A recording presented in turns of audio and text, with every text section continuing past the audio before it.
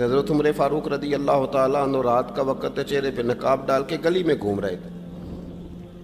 میں بھی گلی میں نکلتا ہوں، آپ بھی نکلتے ہیں، لیکن مقصود یہ ہے کہ ذرا پتہ کریں باہر کی ہوا کیسی ہے۔ مقصود یہ ہے کہ پتہ کریں کہ آج برگر کس دکان کا اچھا ہے، معلومات کریں کہ محلے کی سیاست کس رخ جا رہی ہے۔ وہ بھی نکلتے تھے، لیکن مقصود یہ نہیں تھا۔ مقصد سمجھ گئے تھے نا، وہ اس لیے نکلتے تھے کہ پتہ کروں کوئی دکھی تو نہیں، کوئی تکلیف میں تو نہیں، کوئی آزمائش میں تو نہیں۔ دیکھیں نا، کام وہی ہے، میں بھی کرتا ہوں، آپ بھی کرتے ہیں، ساری دنیا کرتی، لیکن وہ ایکم احسن عملا، کردار کس کا ستھرا ہے، ذہن کس کا اونچا ہے، ذوق کس کا بڑا ہے۔ زندگی وہ بھی بتا گئے، ہم بھی گزار رہے ہیں، لیکن وہی کمزور باتیں اور وہی روایتی گفتگو اور وہی لب و لہجہ اور وہی دنیا داری کے مخصوص سی ہماری گفتگو، فلاں کیا کر رہا ہے، کہاں پہنچ گیا۔ اگر پیسے کسی نے نہیں کمائے تو کہاں نکھٹو ہے تب نہیں کمائے، اور اگر زیادہ کما لیا تو کہنے لگے ایک نمبر طریقے سے تو نہیں کمائے جا سکتے، یہ کوئی غلط رستہ اختیار گفتگو ہے بس، نشستن گفتن برخاستن۔ تو اعلیٰ کام، اعلیٰ کردار ان لوگوں، حضرت عمر گزر رہے تھے تو غلام ساتھ تھا، ایک شخص کو دیکھا کہ مدینے کے باہر خیمہ لگایا ہوا ہے۔ بھئی خیریت ہے، یہاں خیمہ کو لگایا؟ کہنے لگا امیر المومنین سے ملنے آیا ہوں، رات ہو گئی تھی تو سوچا یہیں قیام کر لیتا ہوں، صبح ان سے ملوں گا۔ تو فرمایا اندر کسی کے درد سے کراہنے کی آواز آتی ہے۔ کہنے لگا میری بیوی ہے اور بچے کی ولادت کا وقت آ گیا، تکلیف میں۔ حضرت عمر دوڑے گھر گئے، اپنی اہلیہ سے کہنے لگے نیکی کمانے کا ارادہ ہے؟ اس نے کہا ہے۔ مقصد سمجھ گئے تھے نا وہ لوگ، بالکل ہے۔ فرمایا جو ضرورت کی چیزیں ولادت کے وقت ہوتی ہیں لے لے، کچھ گھی لے لیا، کچھ چنے لے لیے، کچھ ضرورت کی چیزیں لے لی، خاتون کو ساتھ لیا۔ یہ خاتون اول کی بات کر رہا ہوں میں خاتون اول کی بات کر رہا ہوں۔ حضرت فاروق اعظم رضی اللہ تعالیٰ عنہ امیر المومنین ہیں۔ حضرت عمر نے اپنی اہلیہ کو ساتھ لیا، جہاں وہ شخص تھا وہاں آئے، اہلیہ نے حضرت عمر کے ذمہ کام لگایا، آگ جلا لیں، یہ تیل لے لیں، فلاں فلاں چیز گھی میں ڈال لیں، بنانی شروع کر دیں۔ فاروق اعظم نے ہاتھ کے اندر پکڑا ہوا برتن، چمچہ، ڈوئی بھی آخ لی دے، پنجابی ہے نا ہم، تو وہ کام کر رہے ہیں، چلا رہے ہیں، آگ جلا رہے ہیں، خاتون اندر ڈیوٹی کر رہی۔ تو وہ شخص جو تھا نا جس کی بیوی تھی، وہ کہتا ہے میں 2-3 دفعہ کا غلام ادھر آ، فلانی چیز بتا۔ میرے ذہن میں یہ تھا کہ امیر المومنین نے کو بندہ کھڑا کیا آنے جانے والے مسافروں کا خیال کرے۔ میرے ذہن 2-4 دفعہ میں نے اپنے لفظوں میں بات بھی کہہ دی، لیکن جب اندر میرے بچے کی ولادت ہوئی تو اندر سے میری بیوی بولی اور حضرت عمر کی اہلیہ بولی، اور بول کے کہنے لگی امیر المومنین مبارک ہو، آپ کے دوست کو رب نے بیٹا دیا ہے۔ وہ شخص کہتا ہے میں باہر کھڑا تھا، وجود تڑپ گیا، آنکھیں برس پڑی، کبھی نہیں رویا تھا پر کیفیت عجیب بن گئی، کوئی تقریر نہیں سنائی، کوئی اعلیٰ شعر نہیں انہوں نے پڑھا، میں نے جوں لے کر ان کے سر سے پاؤں تک دیکھا، میں نے کہا یہ وہی شخص ہے جس کا نام لے تو کیسر و کسرا کانپ جاتے ہیں، یہ وہی شخص ہے۔ میں نے جمعے میں کہا تھا کہ روب کپڑوں کا نہیں ہوتا، روب تو دیانتداری کا ہوتا ہے۔ ہاں، بڑا مال کما کے لوگوں نے بنائی ہوتی ہے کار کوٹھی، تو بندے کھڑے ہو کے کہہ دیتے ہیں 2 نمبر طریقے سے آیا ہے، اور 13ویں-14ویں گریڈ کا ملازم ہو تو اس کے سامنے بہت بڑا افسر ڈر رہا ہوتا ہے، یار بندہ دیانتدار ہے، یہ رشوت نہیں لیتا، سفارش نہیں مانتا، یہ میرٹ پہ کام کرتا ہے۔ تو روب تو آپ کی دیانتداری کا ہے، آپ کی سچائی کا ہے۔ اپنی زندگی میں جو لوگ مقصد سمجھ گئے، مقاصد پا گئے، کچھ کر گئے، ہم ذرا الجھ گئے ہیں۔ پہلے اتنا شاندار مکان بناتے ہیں، پھر مرنے کو کس کا دل چاہے، اتنی محنت کر کے جو ہے وہ کوٹھی بنائی ہے تو اب چھوڑ کے کون جائے۔ وہ تیار بیٹھے تھے، انہیں نبی کریم نے کہا تھا کن فی الدنیا کانک غریب او عابر السبیل، تم نے مسافروں کی طرح رہنا ہے۔ او میرے بھائی، کبھی دیکھا ہے ایئرپورٹ پہ مسافر لڑتا ہو کہ میں نے یہ جگہ خریدنی ہے؟ اسے پتہ ہے کہ ابھی فلائٹ آنی ہے، میں نے تو چلے جانا ہے۔ ریلوے اسٹیشن پہ جو جگہ ہوتی ہے وہ خریدنے کے لیے لوگ رٹا نہیں ڈالتے، انہیں پتہ ہے پہلی ٹرین سے چلے جانا ہے۔ بس سٹاپ پہ جھگڑے نہیں ہوتے کہ یہ کرسی میری ہے، جانا جو ہے مٹی دیں تے مٹی رہنا ہی، ایویں کا دی بلے بلے اج مٹی دے اتے بندیا تے کل مٹی دے تھلے. اتنا زیادہ مقصد نہیں نا جب سمجھتے تو بے چین ہے بے قرار. بعض لوگوں نے اتنے پیسے جمع کر لیے کہ اتنے کھا نہیں سکتے, اتنی ضرورت نہیں, لیکن اس کے باوجود ہے کہ وہ دوڑ ختم ہونے کا نام ہی نہیں لے رہی. حضرت صدیق اکبر رضی اللہ تعالیٰ عنہ امیر المومنین ہے. بادشاہوں کے بڑے بات ہوتی ہے. ہمارے ملک میں ایسے بھی بادشاہ گزرے ہیں کہ جو سفر پہ جاتے تھے تو خانسامے بھی لے جاتے تھے, باورچیوں کو بھی لے کے جاتے تھے کہ کھانا میری مرضی کا ہونا چاہیے. حضرت ابوبکر صدیق نے پانی مانگا امیر المومنین, تو صحابہ نے نا شہد ملا پانی پیش کیا. کوئی اتنی لمبی بات تو نہیں, لیکن صدیق اکبر رو ہی پڑے, اور اتنا روئے کہ ہجکیاں بن گئیں. لوگ کہتے ہیں پتہ نہیں تھا کس بات پہ رو رہے ہیں, پر ہم بھی رو پڑے. حضور آپ کیوں روتے ہیں؟ تو آپ فرمانے لگے یار مجھے آسانیوں میں مبتلا کرنے لگے ہو, مجھے ان دنیا کی لذات میں الجھانے لگے ہو. میں حضور کی بارگاہ میں بیٹھا تھا تو اللہ کے رسول فرما رہے تھے پیچھے ہٹ جا, پیچھے ہٹ جا, پیچھے ہٹ جا. میں نے پوچھا حضور آپ کس کو کہہ رہے ہیں؟ تو حضور فرمانے لگے دنیا میرے پاس آئی تھی, وہ قریب کرنا چاہتی تھی مجھے, تو میں نے اسے کہا پیچھے ہٹ جا, میرے نیڑے نہ آنا, دور ہٹ جا. تو ہٹ تو گئی ہے پر جاتی دفعہ کہہ گئی ہے سونیاں آپ تو بچ گئے ہیں پر آپ کے بعد والے کیسے بچیں گے؟ تو مجھے سینے سے لگا لیں, گلے سے لگا لیں. مقصد اپنا سمجھیں, اعمال کا حسن پیدا کریں. اگر انسان کا مقصود مال کمانا ہے تو اگر مال مل گیا تو اس کے بعد پھر کیا کرے گا؟ کسی نے طے کر لیا تھا کہ بہت بڑی گاڑی اور بہت بڑا بنگلہ مجھے چاہیے, تو وہ بنگلہ اسے مل گیا, گاڑی آ گئی. اب تو مقاصد کیونکہ طے نہیں ہوتے, تو جو چیز انسان چھوٹا سا مقصد طے کرتا ہے وہ اسے حاصل ہو جاتا ہے. میں نے ملک سے باہر جانا ہے, گھر سیٹ کرنا ہے, ساتھ والا پلاٹ لینا ہے, ہو گیا سارا کچھ. تو اب وہ پھر انسان بے چین ہو جاتا ہے, پریشان رہتا ہے, کہتا ہے سمجھ نہیں آتی مطلب مقصود کیا ہے. اللہ تبارک و تعالیٰ نے تو ایک تنکا بے مقصد پیدا نہیں کیا, اتنا سونا انسان کیسے بے مقصد پیدا کر دے؟ تو رب کریم نے ہمیں بتایا کہ مقصد تو تمہارا ہے. مقصد ہے الذی خلق الموت والحیات لیبلوکم ایکم احسن عملا. اس نے موت اور حیات اس لیے پیدا کی ہے تاکہ پتہ چلے تم میں اچھے عمل کون کرتا ہے, تم کس قدر زیادہ اپنے رب کی عبادت کرتے ہو, کس قدر زیادہ حسن اخلاق کا مظاہرہ کرتے ہو, کس قدر زیادہ لوگوں کی خدمت کرتے ہو, کس قدر زیادہ تم دین کی تبلیغ میں, اشاعت میں, ابلاغ میں, ترویج میں کردار ادا کرتے ہو. با مقصد تمہیں بنایا, با مقصد. اچھا ترین عمل تم میں سے کون کرتا ہے؟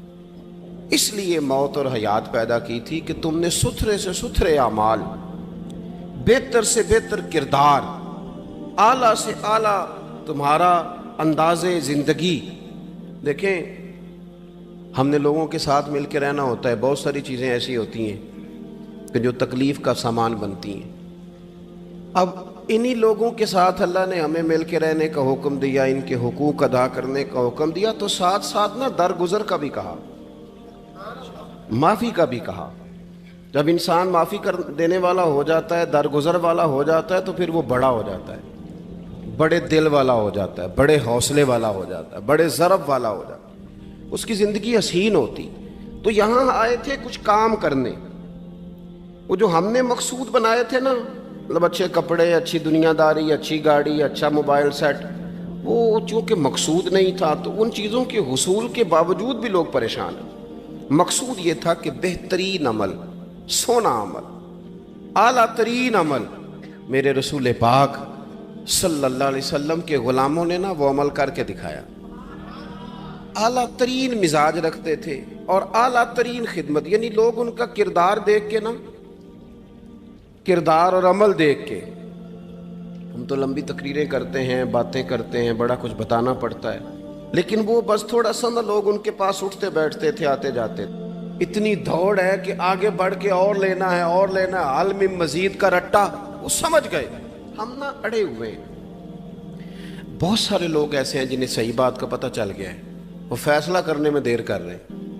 انہیں سمجھ آ گئی ہے کہ بہتر یہی ہے کہ میں وقت پہ مسجد آیا کروں, انہیں سمجھ آ گئی ہے بہتر یہ ہے کہ سویرے اٹھ کے نا واٹس ایپ بعد میں دیکھوں، پہلے قرآن پاک کی زیارت کر لیا کروں۔ سمجھ انہیں ہے، سمجھ ہے کہ باتیں زیادہ کرنے سے بہتر ہے درود و سلام زیادہ پڑھا جائے، پتہ انہیں ہے، فیصلہ ہی نہیں کر رہے، ارادہ نہیں بنا رہے، توجہ نہیں کر رہے۔ جب بہت زیادہ بندہ دنیا داری میں الجھ جاتا ہے نا، بہت زیادہ، آسانیاں تو بندے کو جینے نہیں دیتی۔ پہلے انسان کہتا ہے کہ موٹر سائیکل ہو جائے نا تو چلو سفر آسان ہوگا، پھر موٹر سائیکل کہتا ہے ٹائر 2 ہیں، 4 ٹائروں والی ہونا، چلو مہران ہی ہو جائے خیر ہے، لیکن مہران میں بیٹھتے ہی اسے خیال آتا ہے کہ اس کی تو سیٹیں تنگ ہیں، پھر اس سے بڑی گاڑی چاہیے۔ یہ روز دوڑ ہے، بانج فقیروں کسے نہیں ماریا اے ہوئی چور اندر دا، یہ دوڑ ہے، یہ ختم۔ حضرت ابوبکر صدیق رضی اللہ تعالیٰ عنہ امیر تھے، ہمیں تو نا جی ایک سے ایک کھانا، اور آج یہ نہیں کھانا، آج میری مرضی کا کھانا، یہ میری مرضی کا، یہ میرے بچے کی مرضی کا، یہ فلانے کی مرضی کا، وہ خواہشات کا انبار۔ اور نفس بچے کی طرح ہوتا ہے، خواہش پوری کرو تو فوراً ہی دوسری بھی بتا دیتا ہے، دوسری پوری کرو تو تیسری کی بھی خبر دے دیتا ہے۔ ہم نا چونکہ الجھ جاتے ہیں، پھر وہ الجھاؤ ہمیں باہر نہیں نکلنے دیتا۔ اگر تھوڑا تھوڑا کر کے، میرا مطلب یہ ہے کہ زندہ رہنے کے لیے روٹی کھانی ہے نا، مثلا روٹی کا لطف کتنی دیر ہوتا ہے، جتنی دیر منہ میں چباتے ہیں، اس کے بعد ختم۔ تو کپڑا تو پہننا تھا بدن چھپانے کے لیے، اس میں وہ کدھر سے آ گئی ساری کہانیاں جو آج بن گئیں۔ اور اتنے میں نے عجیب و غریب نظام دیکھا ہے کہ نوجوان ہے، اچھا بھلا سیانا آدمی، کپڑے اس نے تازے سلوائے ہیں، اور 99 لوگوں نے کہا ہے صحیح لگ رہا ہے، تو صرف ایک نے کہا نہیں ٹھیک لگ رہا، وہ پریشان ہو جاتا ہے، کہتا بھی اس کا کچھ کروں۔ کیوں؟ اس لیے کہ یہی سارا مقصود سمجھ لیا ہے، کپڑے پہننا، اسی میں الجھ جانا۔ میں اکثر دوستوں سے کہتا ہوں، میں خود کسی دوسرے کی بات نہیں کرتا، بہت زیادہ عمر نہیں میری، میں خود جایا کرتا تھا، شادی کوئی آ گئی تو 2-3 دن پہلے ابا جی کہتے تھے پرانے جوتے کچھ گنڈوا لا، کچھ پالش کرا لا، توڑے میں ڈال کے جانا موچی کے پاس، اس نے کچھ سیٹ کر دینے۔ اب کہاں رہ گیا جی یہ کام، چھٹی نہیں ہو گئی، اب کون سا ایسا سلسلہ ہے؟ وہ جو کہیں سے کپڑا تھوڑا پھٹ جاتا تھا نا، تو اماں اس کو اس طرح پیوند کراتی تھی کہ ڈیزائن بھی بن جاتا تھا اور کام بھی چل جاتا۔ کدھر گیا وہ دور؟ لیکن تکلیف دیکھ لیں آج پہلے سے زیادہ ہے، لڑائی پہلے سے زیادہ ہے، آزمائش پہلے سے زیادہ ہے۔ کیوں؟ جتنی بھی خواہشات آپ بڑھاتے جائیں گے نا، مقصد فوت ہوتا جائے گا۔ جتنی بھی مقصود سفر کرنا ہے، گاڑی دکھانا تو مقصود نہیں نا، لیکن ہمیں وہ والی گاڑی چاہیے کہ لوگ ایک دفعہ انگلی منہ میں ڈالیں کہ وہ اس گاڑی پہ بیٹھا ہوا ہے۔ ہم مقصد سے پیچھے ہٹیں گے جب پھر تکلیف میں آئیں گے، پھر آزمائش۔ زندگی میں ہم نے جو چیزیں مینج کی ہیں وہ ساری دوسروں کے لیے، ہمارے لیے کوئی شے بھی نہیں۔ ولیمے پہ گئے تاکہ برادری راضی ہو جائے، تعزیت کے لیے گئے تاکہ محلہ راضی ہو جائے، فلانا کام کیا تاکہ لوگ جو ہیں وہ میرے حق میں ہو جائیں۔ ساری زندگی دوسروں کے لیے جی کے گزار دی، اور آپ نے 99 نیکیاں کی، ایک خامی آئی تو لوگ تو وہ تھے جو پھر بگڑ گئے۔ بہتر نہیں بندہ رب کو ہی راضی کرے؟ واللہ ورسولہ احق ان یرضوا، اللہ اور اس کے رسول کا زیادہ حق ہے کہ انہیں راضی کیا جائے، ان کا زیادہ حق۔ اپنی زندگی میں معاملات کو ترتیب دیں، ایک مخصوص ذہن بنائیں، اتنا سویرے قرآن شریف پڑھنا ہے، اتنا درود پاک، اور یہ راز ہو ہمارا اور ہمارے رب کا، یہ راز ہو، اتنی دیر مصلی پہ بیٹھنا ہے۔ میرے ایک دوست ہیں ڈاکٹر صاحب، میں بیٹھا تھا تو وہ ایک شخص کو کہہ رہے تھے تیرے دل میں کچھ باتیں ہیں، نکال دے تاکہ تیری ٹینشن ریلیز ہو جائے، تیری صحت ٹھیک ہو جائے گی۔ تو بندہ کہہ رہا تھا اچھا ٹھیک ہے ڈاکٹر صاحب۔ تو میں نے کہا کہ اگر آپ اجازت دیں تو ایک بات میں بھی کر لوں؟ نے کہا آپ بھی کر لیں۔ تو میں نے کہا ڈاکٹر صاحب کچھ دکھ بڑے ذاتی اور نجی ہوتے ہیں، بندہ کسی کے سامنے کہہ ہی نہیں سکتا، بڑے ذاتی قسم کے ہوتے ہیں وہ، آپ کسی کے سامنے جتنا مرضی کوئی قریبی ہو، وہ بندے کی اپنی اندر کی کچھ ایسی تکلیفیں ہوتی ہیں اندر کی، آزم گنڈاں دے وچ گنڈاں 10 کیڑی کھولا، بڑے مسئلے ہوتے ہیں، آپ کیسے بیان کر سکتے ہیں، سوال ہی نہیں پیدا ہوتا۔ تو کہنے لگا پیر صاحب حال تو ہوگا نا؟ میں نے کہا بالکل ہے، ہمیں ہمارے دین نے دعا سکھائی ہے، جو کسی سے نہیں کہہ سکتے وہ اپنے رب سے کہہ دو، اللہ کے حضور عرض کر دو، کشکول طلب دراز کر کے کہہ دو مالک یہاں پریشان ہوں، وہ بڑا کریم ہے، عطا بھی کرے گا اور پردہ پوشی بھی فرمائے گا۔ اپنے اللہ کے ساتھ اپنا تعلق مضبوط کریں، اپنی زندگی میں حسن اعمال کا پیدا کریں، اعمال کا، کہانیوں کا نہیں، باتوں کا نہیں، تصویروں کا نہیں، نئی سے نئی پکچر کا نہیں، اعمال کا، اور خوبصورت ترین طریقہ ہو۔ دیکھیں نا، مشکل سے بھی تو نماز پڑھنی ہے نا، سویرے ابا بڑے غصے میں تھے تو پھر مجھے اٹھنا ہی پڑا، تو اس طرح بھی تو پڑھنی ہے۔ تو اگر بندہ ذوق سے اٹھے اور ذرا سونا کر کے وضو کرے اور ذرا صحیح کر کے مصلی بچھائے اور سجدہ کرے تو ذرا ذوق سے کرے، مجھے سوز دے، مجھے ساز دے، مجھے نیم شب کا نیاز دے، دم سجدہ خود کو میں توڑ دوں، مجھے ایسا ذوق نماز دے۔ اس ذوق کے ساتھ آگے بڑھے۔ مقاصد جب بندہ سمجھ جاتا ہے نا، مقاصد، پھر اس کے لیے آسانی ہوتی ہے۔ میں نے عرض کیا تھا زیادہ باتیں نہیں کرنی، مقصود تو ایک پیغام دینا ہے۔ اب ہم نے جانے والوں کے لیے کیا کرنا ہے؟ ایک تو یہ کہ اپنا مقصد ٹھیک کرنا ہے کہ جو رخصت ہو گئے اپنے بزرگوں کو نا یاد رکھیں۔ اصل کام ہے ان کو بول کے بتائیے۔ سال کے بعد ختم، بڑی اچھی بات ہے، سسماہی، ششماہی، سیماہی سب ٹھیک ہے، ان کو یاد رکھیں۔ حضور نہ یاد رکھتے تھے، اپنی والدہ کا ذکر کرتے تھے، اپنے والد کی بات کرتے تھے، اپنے دادا کا ذکر کرتے تھے، اپنے جانے سیدہ خدیجہ الکبریٰ رضی اللہ تعالیٰ عنہ وصال کر گئیں تو حضرت عائشہ کہتی ہیں حضور اکثر گھر میں ان کا ذکر کرتے تھے۔ اپنے بزرگوں کو یاد رکھیں، ان کا ذکر کریں، ان کو نا، والد کے لیے نا والد ہونا شرط ہے، پی ایچ ڈی ہونا شرط نہیں۔ والد کے لیے والد ہونا شرط ہے، مفتی ہونا شرط۔ والد ان پڑھ بھی ہو تو بچے کو سمجھانے کا سلیقہ سے اللہ اسے عطا کاری دیتا ہے۔ ماں بالکل ان پڑھ بھی ہو تو بچوں کو سمجھانے کا طریقہ اللہ اسے، ان سے سیکھیں۔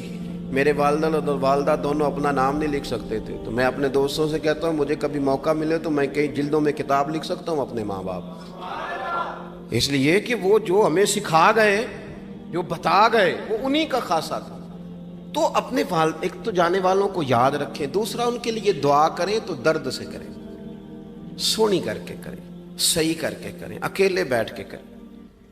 دعا کا سب سے زیادہ تعلق آپ کے دل کی آواز کے ساتھ ہوتا ہے، اور جس طرز میں حضور نے ہمیں حدیث سکھائی ہے نا، اس رنگ میں کبھی آپ حدیث کو سیکھیں، سمجھیں نا۔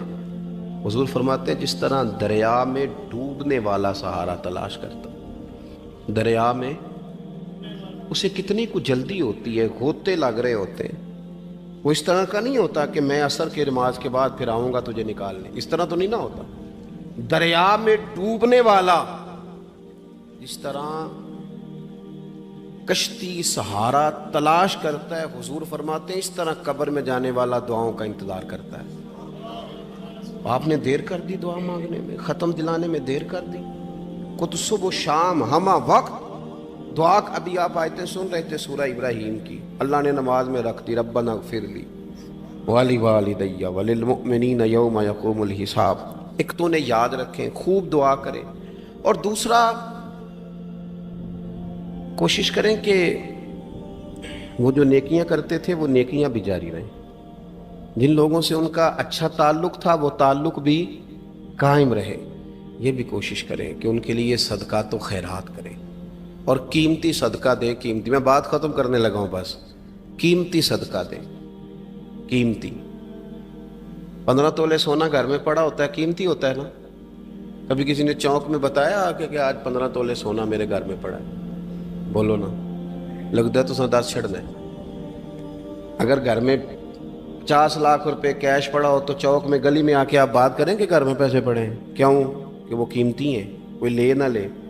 تو یہ جو 5000 مسجد دیکھ کے سارے محلے کو بتاتے ہو، یہ بھی صدقہ تھا، یہ بڑا قیمتی چیز تھی، یہ بتانے والا نہیں تھا، یہ تو نیکی تو قیمتی تھی۔ قیمتی چیز جو ہوتی ہے وہ تو چھپائی جاتی ہے کہ بتائی جاتی ہے۔ یہ جو بیٹیاں ہیں نا اسلام کی، مائیں بہنیں، یہ قیمتی ہیں، اس لیے اسلام انہیں کہتا ہے تم گلیوں اور چوکوں میں آنے والی نہیں، قیمتی چیزیں، قیمتی چیزیں گھر کے اندر رہا کرتی ہیں۔ تم قیمتی چیزیں ہو، تمہارا وجود قیمتی ہے، تم کبھی ماں ہو، کبھی بیٹی ہو، کبھی بہن ہو، کبھی بیوی ہو، قیمتی ہو، اس لیے تمہیں اسلام کہتا ہے کہ گھر کے اندر رہو گی تو تمہاری قیمت رہے گی۔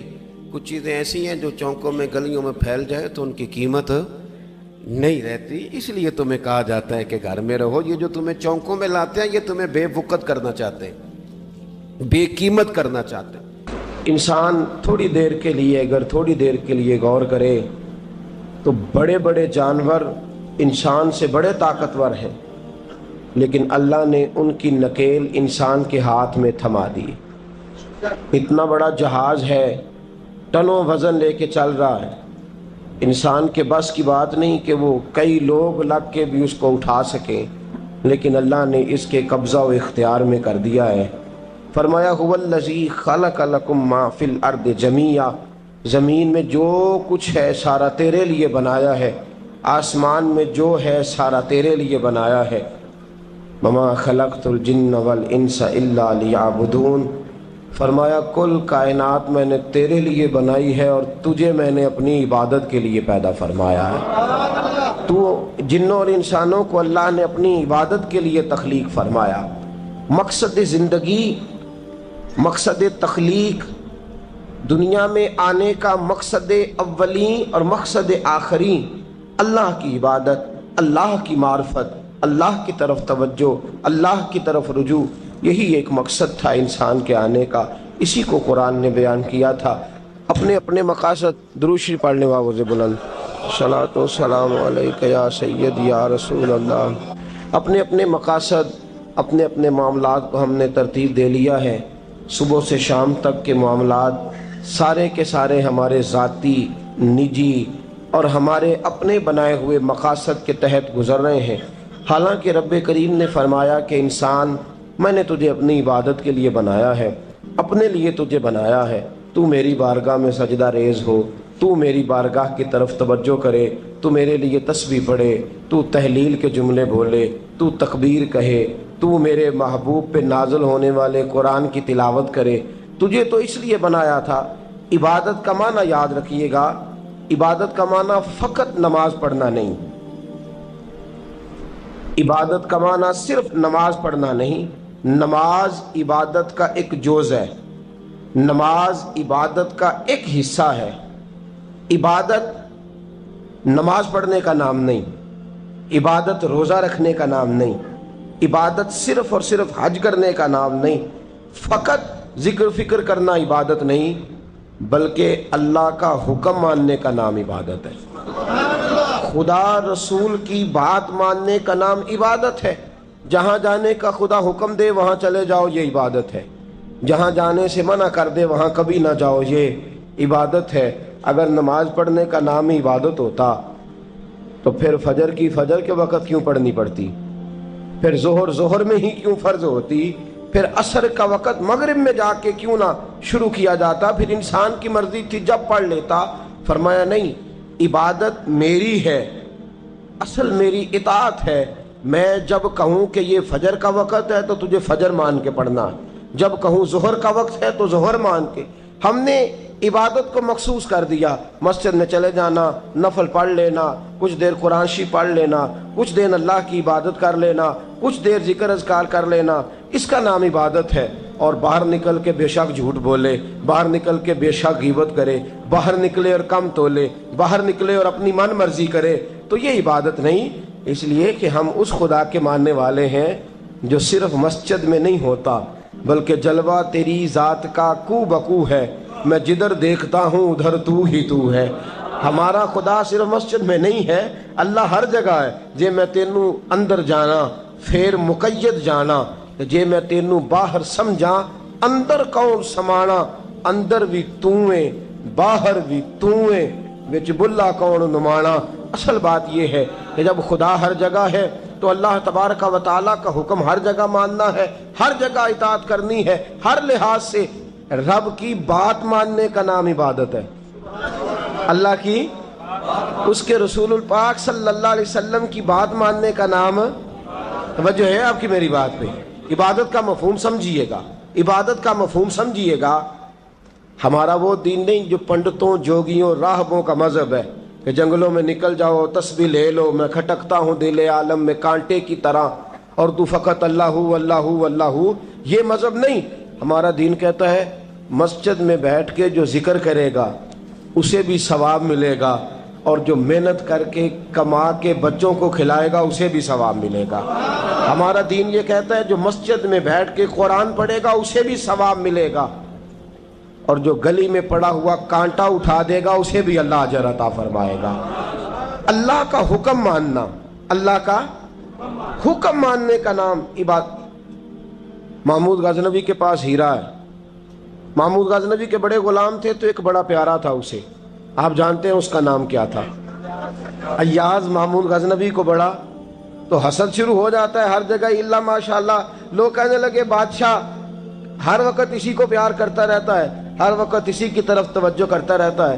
بادشاہ نے ایک دن آزمانا چاہا، اتنا ہیرا تھا، موٹا ہیرا بادشاہ کے پاس۔ بادشاہ نے ایک وزیر صاحب کو بلایا، کہا یہ اینٹ پکڑو، ہیرے پہ مارو، اسے توڑ دو۔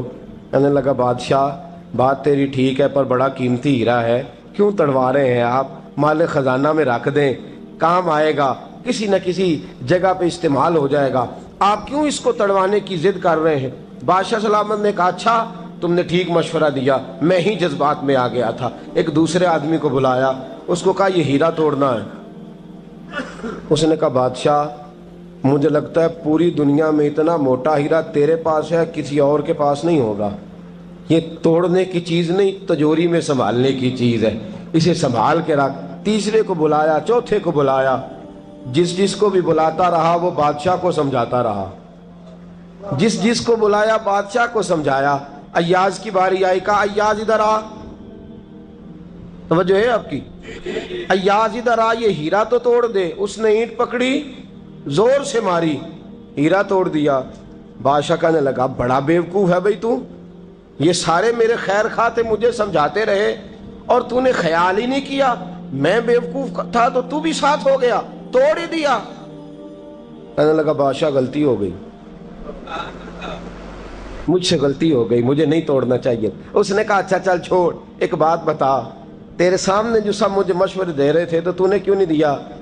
میں نے تجھے کہا توڑ دے، کیا لفظ ایاز نے کہے، کمال کر دی۔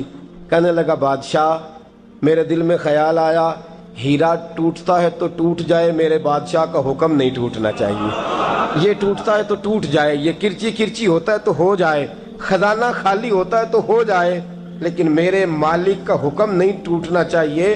بادشاہ میں ہر چیز توڑ دوں گا پر میں تیرا حکم نہیں توڑ سکتا۔ بس دوستو یہی عبادت ہے، بلا مثال و بلا تشبیہ بات سمجھیے گا۔ جس نے خدا کا حکم توڑ دیا اس نے عبادت نہیں کی، اور جس نے خدا کا حکم اچھا آؤ نماز کے لیے، دکان کا وقت ہے، گاہک بھی زیادہ آ گئے ہیں، رش پڑ گیا ہے، اب تھوڑا وقت مشکل ہو جائے گا، ذرا تھوڑی دیر میں پڑھ لوں گا۔ ہیرا ٹوٹتا ہے تو ٹوٹ جائے، گاہک آنے کا سلسلہ ٹوٹتا ہے تو ٹوٹ جائے، روزی آنے کا سلسلہ ٹوٹتا ہے تو ٹوٹ جائے، مسلمانوں خدا کا حکم نہیں ٹوٹنا چاہیے، رسول اللہ کا فرمان نہیں ٹوٹنا چاہیے۔ میرے رسول پاک صلی اللہ تعالی علیہ وسلم کا اقبال نے کیا کہا؟ کہنے لگا اے طائر لاہوتی، اس رزق سے موت اچھی جس رزق سے آتی ہو پرواز میں کوتاہی۔ کہا خدا کا حکم نہ توڑ بیٹھنا، اور عبادت بھی جس کو اللہ کہہ دے وہ عبادت ہے۔ ایک بندہ زوال کے وقت نماز پڑھنے کھڑا ہو جائے تو ہو جائے گی، کیوں؟ نماز نہیں پڑھ رہا؟ اچھا میں آپ کو روایت سناتا ہوں، شیر خدا مولا کائنات حضرت علی المرتضی رضی اللہ تعالیٰ عنہ فرماتے رسول پاک صلی اللہ علیہ وسلم نے ہمیں منع فرمایا جب عید الفطر کا دن ہو یا عید الاضحیٰ کا دن ہو تو تم نے کیا کرنا ہے؟ فجر کی نماز پڑھنی ہے، اس کے بعد اشراق چاشت نہیں پڑھنی، فجر سے لے کر عید کی نماز تک درمیان میں کوئی نماز نہ پڑھنا۔ جب عید کی نماز ہو چکے پھر تمہیں اجازت ہے جتنے مرضی نفل پڑھو، لیکن فجر سے لے کر عید تک تم کوئی اور نماز نفل درمیان میں نہ پڑھنا۔ حضرت علی المرتضی شیر خدا کا زمانہ ہے، عید کا اعلان ہو گیا، عیدگاہ میں لوگ کٹھے ہو رہے ہیں، ایک شخص دوڑا آیا، اس نے آ کے نماز کی نیت باندھ لی۔ توجہ ہے آپ کی؟ میں نے کہا عبادت ہے خدا کا حکم ماننے کا نام۔ حضرت علی رضی اللہ تعالیٰ عنہ نے نماز کے بعد اس شخص کو بلایا، فرمایا ادھر آ، تجھے نہیں پتا کہ جب تک عید کی نماز نہیں ہوتی کوئی اور نفل نہیں پڑھیں گے؟ کہنے لگا جی میں نے نماز ہی پڑھی ہے، کوئی جرم کیا ہے؟ کوئی نماز پڑھی ہے نا میں نے، سجدہ کیا ہے، کوئی جرم ہے؟ حضرت علی نے تلوار نکال لی، فرمایا جو مصطفیٰ کی سنت توڑ کے نفل بھی پڑے گا میں اس کا بھی سر قلم کر دوں گا، جو رسول پاک کے حکم کے خلاف عبادت بھی کرے گا اس کو بھی قتل کر دیا جائے گا۔ توبہ کر۔ یاد رکھیے گا عبادت خدا رسول کی بات ماننے کا نام ہے۔ آپ سویرے 8 بجے اٹھ کے کھڑے ہو جائیں کہ میں نے تو فجر پڑھنی ہے، فجر کا وقت 8 بجے نہیں ہوتا، وہ گزر گئی 4 بجے، 4:15 بجے ہو چکا۔ ایک شخص شام 7 بجے کھڑا ہو جائے کہے جی میں تو ظہر کی نماز 7 بجے پڑھا کروں گا، یہ کیسے ممکن ہے؟ اس کا وقت تو 2 بجے کے راؤنڈ اباؤٹ ہے، تجھے اسی وقت ادا کرنی۔ یاد رکھیے گا عزیز ساتھیو، عبادت اللہ کا حکم ماننے کا نام ہے، لیکن عبادت کی بہت بڑی جو ایک رکن ہے، عبادت کا بہت بڑا جو ایک جز ہے وہ نماز پڑھنا، بہت بڑا جز۔ حضرت محمد بن ابی بکر حضرت صدیق اکبر کے صاحبزادے رضی اللہ تعالیٰ عنہ کیا فرماتے ہیں؟ فرماتے ہیں مسلمانوں بڑے نصیبوں والے ہو، بڑے نصیبوں والے ہو، تمہیں تو اللہ کی بارگاہ میں جانے کے لیے اجازت ہی نہیں لینی پڑتی، اللہ نے تمہارے لیے دروازہ ہی کھول دیا ہے۔ جب دل کیا، وضو کیا، نماز کی نیت باندھی، اللہ کے دروازے کھل گئے، اور بغیر کسی ترجمان کے تم نے اپنے رب سے بات کرنی شروع کر دی۔ عبادت ایسی نعمت ہے، اللہ کی بارگاہ میں کھڑے ہونا، سجدہ کرنا اتنی بڑی فضیلت کی بات ہے۔ یہ حدیث میرا خیال ہے آپ کو کبھی بھولنی نہیں چاہیے۔ سید عالم نور مجسم شفیع معظم صلی اللہ علیہ وسلم نے فرمایا بتاؤ اگر کوئی کسی کے گھر مہمان جائے تو میزبان اس کے ساتھ کیا سلوک کرے گا؟ تو صحابہ کہنے لگا یا رسول اللہ جتنا میزبان اچھا ہوگا اتنا ہی اچھا سلوک کرے گا، جتنا وہ اعلیٰ ہوگا اتنا ہی اعلیٰ سلوک کرے گا، جتنا وہ عرفہ ہوگا اتنی ہی اس کی بات بھی بڑی ہوگی۔ نبی پاک صلی اللہ علیہ وسلم نے فرمایا جو مسجد جاتا ہے وہ اللہ کا مہمان ہے، جو مسجد جاتا ہے وہ اللہ کا مہمان ہے۔ فرمایا میزبان کے ذمے ہے کہ مہمان کے اوپر رحمت کرے، کرم کرے۔ فرمایا جب تو مسجد جاتا ہے تو خدا بھی رحمتوں کے دروازے کھول دیتا ہے، اللہ تیرے لیے فضل کے دروازے کھول دیتا ہے۔ نبی پاک صلی اللہ تعالی علیہ وسلم نے فرمایا جب تو اپنے گھر سے مسجد جانے کے لیے ابھی نکلتا ہے، ابھی تو گیا نہیں، ابھی تو نکلا ہے، فرمایا تو نے سیدھا پیر اٹھایا ہے تو تیرا ایک درجہ بلند ہو گیا ہے، تو نے الٹا قدم اٹھایا ہے تو تیرا ایک گناہ معاف ہو گیا ہے، پھر تو نے سیدھا قدم اٹھایا ہے تو تیرا ایک درجہ بلند ہو گیا۔ اپنی اپنی طبیعت ہے نا۔ حضور نے حدیث سنائی، حضرت سیدنا اسید بن حضیر رضی اللہ تعالیٰ عنہ دیہاتی آدمی تھے، مسجد نبوی سے دور گھر تھا، مسجد آنے جانے کے لیے گدھا رکھا ہوا تھا، گدھے پہ بیٹھ کے مسجد آتے تھے، نماز پڑھ کے اسی پہ بیٹھ کے لوٹ جاتے تھے۔ جس دن حضور نے فرمایا نا ایک قدم پہ ایک گناہ معاف ہوتا ہے، ایک قدم پہ ایک نیکی ملتی ہے، گدھا گھاری چھوڑا ہے۔ صحابہ کہنے لگے یار دور کا تیرا سفر ہے، تم آرام سے گدھے پہ آ جا۔ کہنے لگے کیوں؟ میں کیوں گدھے پہ آؤں؟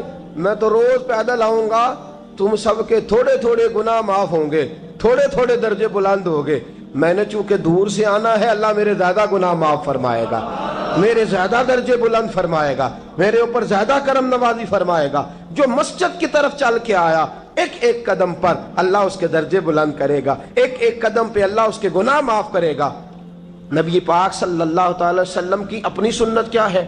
حضرت زید بن ثابت رضی اللہ تعالیٰ عنہ فرماتے ہیں میں ایک دن حضور کے ساتھ مسجد کی طرف نکلا، جب ہم جانے لگے نا تو جو رسول پاک کا انداز تھا نا چلنے کا وہ بڑا پیارا ہوتا تھا، دھیما سا چلتے تھے، نظر مبارک جھکی رہتی تھی۔ سید عالم صلی اللہ علیہ وسلم کی ادائیں ایسی حسین تھیں، تیری سیرت تیری صورت زمانے سے نرالی ہے، تیری ہر ایک ادا پیارے ادائے بے مثالی ہے۔ فرمایا جھکی جھکی نظروں سے حضور چلتے تھے۔ آج میں ساتھ ہوں، پہلے بھی کئی دفعہ ساتھ تھا، مسجد کی طرف جا رہے تھے، کسی جگہ سے واپس لوٹے تھے، کسی کے گھر سے مسجد جا رہے تھے۔ فرمایا ہلکے ہلکے قدم، چھوٹے چھوٹے قدم، آہستہ آہستہ حضور چل رہے ہیں۔ فرماتے ہیں میرے دل میں بار بار خیال آتا کہ یہ حضور کا چلنے کا وہ انداز نہیں جس انداز میں حضور چلتے ہیں، چلتے پہلے بھی دھیما ہے، چلتے پہلے بھی بڑا پروقار ہے، لیکن آج کچھ زیادہ ہی آہستہ چل رہے ہیں، آج قدموں میں زیادہ ہی ٹھہراؤ آ گیا ہے۔ فرماتے میں بے چین تھا، میرے دل میں تصور تھا، جرت نہیں کرتا تھا پوچھ لوں، اے پائے نظر ہوش میں آ یہ کوہ نبی ہے، آنکھوں سے بھی چلنا یہاں بے ادبی ہے۔ جرت نہیں ہوتی تھی کہ پوچھ ہی لوں، استفسار ہی کر لوں۔ فرماتے مسجد کا دروازہ آیا، کمال یہ تھا کہ آگے آگے حضور تھے، پیچھے پیچھے میں تھا۔ جب مسجد کا دروازہ آیا تو حضور نے رخ پھیرا، فرمایا تو سوچ رہا ہوگا کہ میں آہستہ آہستہ کیوں چل رہا ہوں، تو سوچ رہا ہوگا کہ میں آہستہ۔ ایک شعر ہے، اللہ کرے آپ کو یاد رہ جائے، میں بریلی شریف حاضر ہوا تو میں نے، ہمارے ایک شیخ تھے حضرت صدر العلماء علامہ تحسین رضا صاحب رحمۃ اللہ علیہ، میں نے ان سے کہا حضرت جی کو تازہ شعر لکھ کے دے مجھے، تازہ۔ تو کہنے لگے لو تازہ شعر آیا ہے، ابھی لکھا ہے۔ اعلیٰ حضرت فاضل بریلوی کے بھائی تھے مولانا حسن رضا، ان کے پوتے ہیں مولانا تحسین رضا رحمۃ اللہ تعالیٰ علیہ، 2008 میں آپ کا وصال ہوا، تازہ شعر لکھا۔ کہنے لگے علم غیب رسول کے منکر اس حقیقت کو بھول جاتے ہیں۔ اللہ کرے آپ شعر کے حسن کو سمجھیں، اور جو شعری ذوق کے لوگ ہیں وہ سمجھے کہ بات کہاں سے چھیڑی ہے، کہاں تک گئی ہے۔ علم غیب رسول کے منکر اس حقیقت کو بھول جاتے ہیں۔ غیب مانا کہ راز ہے، لیکن راز اپنوں سے کب چھپاتے ہیں۔ علم غیب رسول کے منکر اس حقیقت کو بھول جاتے ہیں۔ غیب مانا کہ راز ہے، لیکن راز اپنوں سے کب چھپاتے ہیں۔ حضرت زید بن ثابت رضی اللہ تعالیٰ عنہ فرماتے رخ پھیرا اور حضور نے فرمایا تو سوچ رہا ہوگا کہ سونے آج بڑے دھیمے دھیمے قدم چل رہے ہیں، بڑا آہستہ آہستہ قدم اٹھا رہے ہیں۔ حضور نے فرمایا جو مسجد کی طرف چل کے جاتا ہے اللہ کی رحمت آگے بڑھ کے اس کا استقبال کرتی ہے، اور فرمایا جتنے قدم زیادہ ہوتے ہیں اتنے درجے بھی زیادہ بلند ہوتے ہیں۔ میں اس لیے آہستہ آہستہ آیا ہوں کہ اللہ میرے زیادہ درجے بلند فرما دے، اس لیے آیا ہوں کہ زیادہ درجے مسجد میں، اس لیے آہستہ۔ عبادت کی فضیلت دیکھیں، گھر سے بندہ چلے، ابھی پتہ نہیں مسجد میں وضو کرنا ہے اس نے، ابھی پتہ نہیں 2 رکعتیں پڑھے گا کہ 4 پڑھے گا۔ فرمایا عبادت کے لیے نکل بھی پڑے تو اللہ اس کے درجے بلند کرنے شروع فرما دیتا ہے۔ درجے بلند ہونے شروع ہو گئے۔ بنو سلمہ قبیلہ ہے، محلہ ہے، بنو قریظہ یہودیوں کا محلہ تھا، اس کے بعد بنو سلمہ مسلمانوں کا محلہ تھا، اور تقریباً آج کے حساب سے 1.5-2 کلومیٹر کا فاصلہ تھا مسجد نبوی سے۔ پیدل چل کے آتے تھے لوگ، کتنے کلومیٹر؟ پیدل چل کے آتے تھے، وہاں سے پیدل آتے تھے نماز پڑھنے۔ مسجد نبوی کے ساتھ یہودیوں کے مکان تھے، انہوں نے وہ جگہ خالی کر دی۔ بنو سلمہ قبیلے کے لوگوں نے چاہا کہ ہم جگہ کو خرید لیں۔ نبی کریم علیہ السلام کو پتہ چلا، حضور نے بلایا، فرمایا مجھے پتہ چلا ہے تم مسجد کے قریب آنے لگے ہو، ویسے ایک بات میرے دل میں ہے، میرا دل کرتا ہے کر دوں۔